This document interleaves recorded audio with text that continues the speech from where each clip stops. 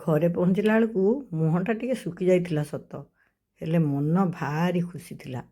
ଦେଖିଲେ ତ କେତେଟା ବାଜିଛି? ସକାଳ 7:30ରେ ମୁଁ ଆଜି ପୁରୀ ବାହାରି ଯାଇଥିଲି। କ'ଣ କହିବି ଆଉ ଖୁସିର କଥା। ଭୋରୁ ଉଠି ମୋର ନୀତିଦିନିଆ କାର୍ଯ୍ୟକ୍ରମ ତରବରିଆ ହେଇ ଫୁଲମାଳିଟି ଗୁନ୍ଥିଦେଲି। ଫାଶହାର ପ୍ରକୃତରେ ବହୁତ ଚଞ୍ଚଳ ହୁଏ, ଆଉ ବହୁତ କମ୍ ଫୁଲରେ ବି ହେଇଯାଏ। ହେଲେ ମୋ ହାତଟା ଅଭ୍ୟସ୍ତ ହେଇନଥିବାରୁ ଗୋଟେ ଜାଗାରେ ମାଳଟା ଟିକେ ଛାଡ଼ି ଛାଡ଼ି ହେଇକି ସୁନ୍ଦର ଦେଖାଯାଉନି। ମୁଁ ଗୋଟିଏ କଥା ପାଇଁ ହିଁ ମାଳ ଗୁନ୍ଥେ।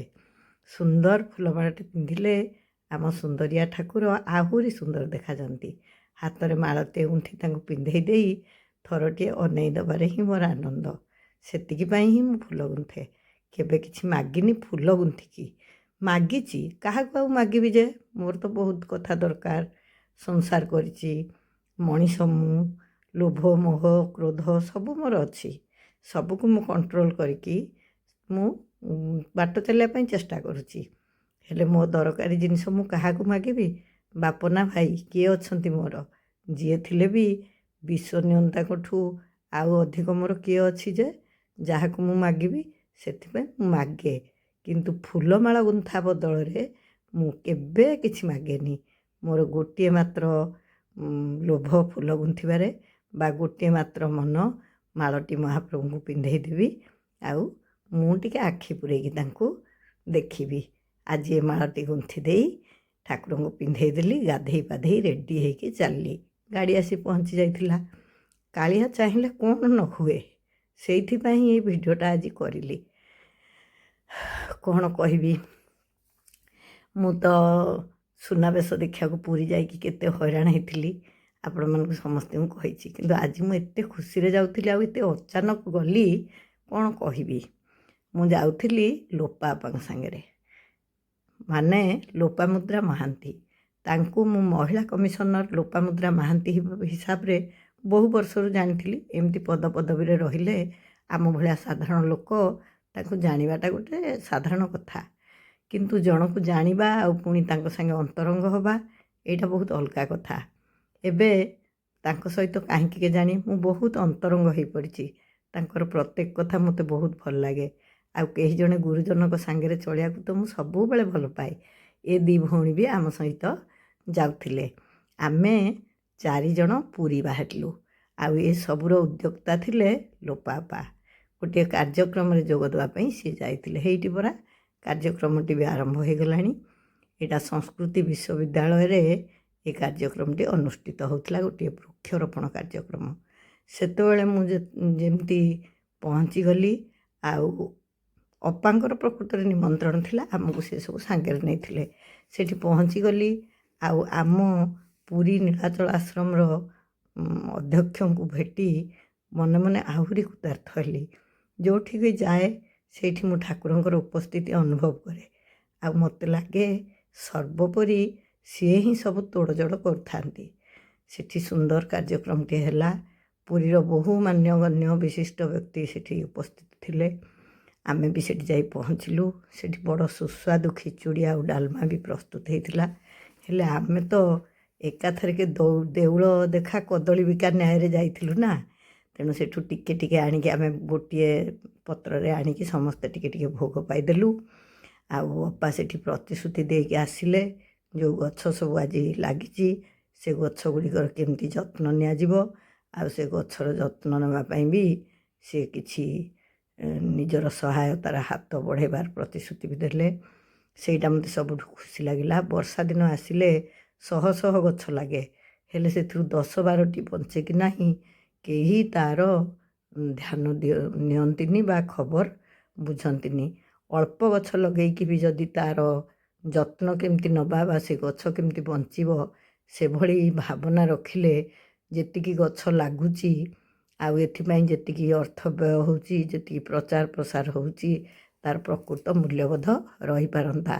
ଅପାଙ୍କର ଏତାଦୃଶ କଥାବାର୍ତ୍ତାରେ ମୁଁ ବହୁତ ଖୁସି ଅନୁଭବ କରୁଥିଲି। ମୁଁ ତ ମୂଳରୁ କହିଛି ଯେ ଜଣକୁ ଚିହ୍ନିବା ଆଉ ଜଣଙ୍କ ସାଙ୍ଗେ ଅନ୍ତରଙ୍ଗ ହେବା ଦୁଇଟା ଭିନ୍ନ ଜିନିଷ। ଅପା ମୋତେ ଯେତେବେଳେ ପୁରୀ ଡାକିଲେ ମୁଁ ହଁ କରେ, ଏଇଥିପାଇଁ ଯେ ଯାହା ବି କାର୍ଯ୍ୟକ୍ରମ ଥାଉ, ସାହିତ୍ୟ ଜନିତ ହେଉ ବା ସମାଜ କର୍ମ ହିସାବରେ ହେଉ ବା ଯେ ଯେକୌଣସି କାର୍ଯ୍ୟକ୍ରମ ଥାଉ ନା କାହିଁକି ସେଥିରୁ ସମୟ ବାହାର କରିକି ଅପା ନିଶ୍ଚୟ ଶ୍ରୀମନ୍ଦିରକୁ ଯାଆନ୍ତି।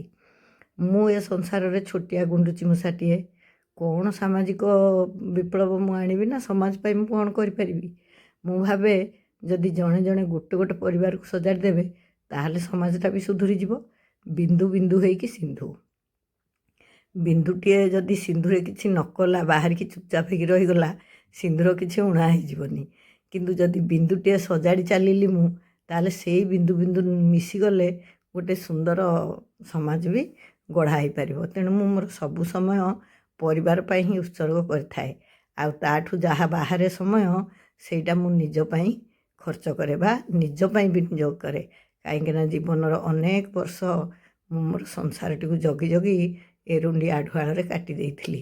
ଏବେ ବୋହୂମାନେ ଘରର ଦାୟିତ୍ୱ ନେଲେ, ନାତି ନାତୁଣୀ ସବୁ ସ୍କୁଲ ଯିବାକୁ ଯୋଗ୍ୟ ହୋଇଗଲେ। ଆଉ ମୋର କ'ଣ ପ୍ରତିବନ୍ଧକ? ଯୁଆଡ଼େ ପାରିଲେ ଟିକେ ବୁଲି ପଳାଉଛି। ଆଉ ମୋ ମନ କଥାଟି ଅପା ଜାଣିଛନ୍ତି। ସିଏ ଜାଣିଛନ୍ତି ପୁରୀ ଡାକିଲେ ମୁଁ ନିଶ୍ଚୟ ଯିବି। ଆଉ ଯେତେବେଳେ ସିଏ ଗାଡ଼ି ନେଇକି ଯାଆନ୍ତି ମୋତେ ନିଶ୍ଚୟ ପୁରୀ ଡାକନ୍ତି। ଯିଏ ପାରିବାରିକ ବନ୍ଧନରେ ରହିଛି ସିଏ ଜାଣିପାରିବ ପରିବାର କହିଲେ କ'ଣ। ଅପାଙ୍କର ମୋର ସବୁଠୁ ଗୋଟିଏ ବଡ଼ ସାମଞ୍ଜସ୍ୟ ହେଲା ସିଏ ଗୋଟେ ବୃହତ୍ ପରିବାରକୁ ବାନ୍ଧି ରଖିଛନ୍ତି। ମୁଁ ମୋର ଏଇ ଛୋଟିଆ ପରିବାର ଭିତରେ ନିଜକୁ ବାନ୍ଧି ରଖିବାର ପ୍ରଚେଷ୍ଟା କରିଛି। ଆଉ ଜଗନ୍ନାଥଙ୍କୁ କିଏ ଭଲ ନ ପାଏ ଯେ ଆମେ ଭଲ ପାଉଛୁ ବୋଲି କହିବୁ?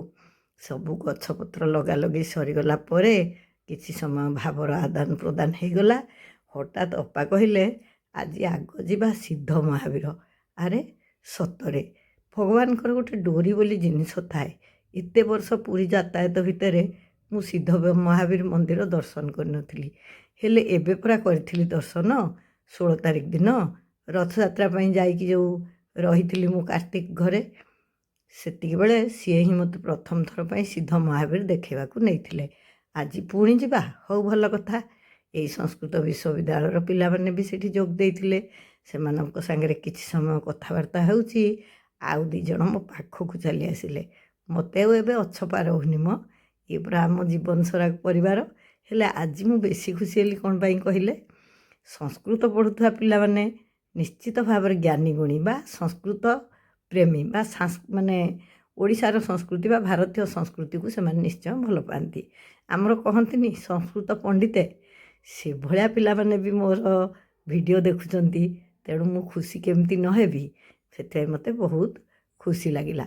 ତାପରେ ମୁଁ ଯାଇକି ଦେଖିଲି କେବଳ ଯେ ସଂସ୍କୃତ ବିଶ୍ୱବିଦ୍ୟାଳୟ ନୁହେଁ, ଗୋଟିଏ ଚାରିଟେବୁଲ୍ ଟ୍ରଷ୍ଟର ମିଳିତ ଉଦ୍ୟମରେ ଏ କାମଟି ହେଉଥିଲା। ଆମେ ସେଠୁ ଯାଇ ସିଦ୍ଧ ମହାବୀର ମନ୍ଦିରରେ ପହଞ୍ଚିଗଲୁ। ଭାରି ସୁନ୍ଦର ଲାଗୁଥିଲା ମନ୍ଦିର। ଦୀପ ପ୍ରଜ୍ୱଳନ କଲା ପରେ ଏଇ ମାଆଙ୍କ ସାଙ୍ଗରେ ମୋର ପରିଚୟ ହେଲା। ସେ ପ୍ରତିଦିନ ମାଳ ଗୁନ୍ଥି ସିଦ୍ଧ ମହାବୀର ମନ୍ଦିରରେ ଦିଅନ୍ତି। ସୁନ୍ଦର ଭାବରେ ଦର୍ଶନ କରି ଆମେ ସେଠୁ ବାହାରିଲୁ ମୁଖ୍ୟ କାମକୁ, କାଳିଆ ପାଖକୁ ଯିବୁ ପରା। ଗାଡ଼ି ରଖିଲା ବେଳେ ସେଠି ଗୋଟିଏ ମଲ୍ ଅଛି। ଆଉ ସେ ମଲ୍କୁ ପଶିଗଲେ ଆଉ ତ ବାହାରିବାକୁ ଇଚ୍ଛା ହେଉନି।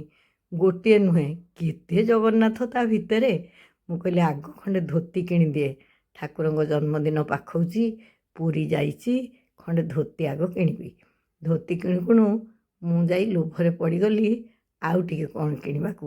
ସବୁଆଡ଼େ ବୁଲି ଦେଖିଲି, କ'ଣ କିଣିବି ଯେ ମୋତେ ତ ସମୁଦ୍ରରେ ପଶିଗଲା ଭଳିଆ ଲାଗିଲା। ମହାପ୍ରଭୁଙ୍କର ଯେତେ ଜିନିଷ ଦରକାର ହୁଏ ସବୁ ଏଇଠି ମିଳୁଥିଲା। ହେଲେ ମୋର ଆଜି କିଛି ସେମିତି କିଣିବାର ନଥିଲା। ସେଥିପାଇଁ ମୁଁ ସବୁଆଡ଼ ଖାଲି ବୁଲି ବୁଲି ଦେଖୁଥିଲି। ଆଉ ମୋତେ ଲାଗୁଥିଲା ମୋ ଚାରିପଟେ ମହାପ୍ରଭୁ। ଆଉ ଆମ ସାଙ୍ଗରେ ଯାଇଥିବା ବିବେକ ବି ସେ ଦୋକାନକୁ ଯାଇଥିଲେ।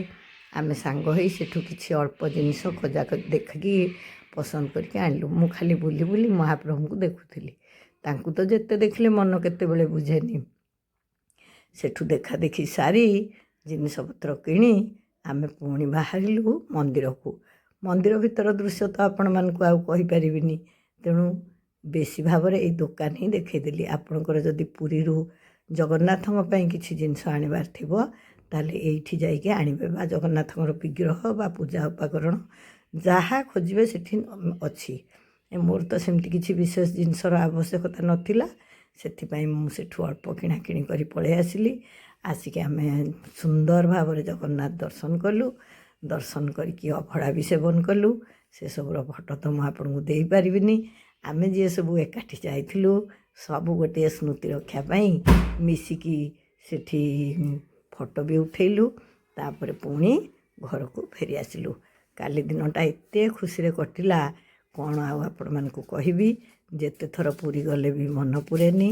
ସବୁଥର ଫେରି ଆସିଲା ବେଳେ ପୁଣି ମନ ଭିତରେ ଗୋଟେ ନିବେଦନ ରହିଯାଏ, ମହାପ୍ରଭୁ ପୁଣି କେବେ ଡୋରି ଲଗେଇବ। ସେଇ ନିବେଦନ କରି ଆମେ ସମସ୍ତେ ବହୁତ ଖୁସିରେ ଜଗନ୍ନାଥ ଦର୍ଶନ ସାରି ନିଜ ନିଜ ଘରକୁ ଫେରୁଥିଲୁ। ଆଉ ସବୁଯାକ ଧନ୍ୟବାଦ ମୁଁ ଲୋପା ବାପାଙ୍କୁ ଦେଉଥିଲି, ଆଉ କାର୍ତ୍ତିକକୁ ଦେଉଥିଲି, ଆଉ ବିବେକକୁ ଦେଉଥିଲି। ସେମାନେ ନଥିଲେ ଆମେ ଏତେ ସୁନ୍ଦର ଭାବରେ ଜଗନ୍ନାଥ ଦର୍ଶନ କରିପାରିନଥାନ୍ତୁ। ଯେହେତୁ ଆମକୁ ସବୁ ଧୀରେ ଧୀରେ ବୟସ ହୋଇଗଲାଣି, ଏଇଭଳି ପିଲାମାନଙ୍କର ସହାୟତା ଆମ ପାଇଁ ଜରୁରୀ। ସର୍ବୋପରି ଜଗନ୍ନାଥଙ୍କୁ କୋଟି ପ୍ରଣାମ ଜଣେଇଲି। ମୋତେ ଏମିତି ଡୋରି ଲଗେଇକି ଟିକେ ତାଙ୍କ ପାଖକୁ ଟାଣି ନିଅନ୍ତୁ। ଜୟ ଜଗନ୍ନାଥ।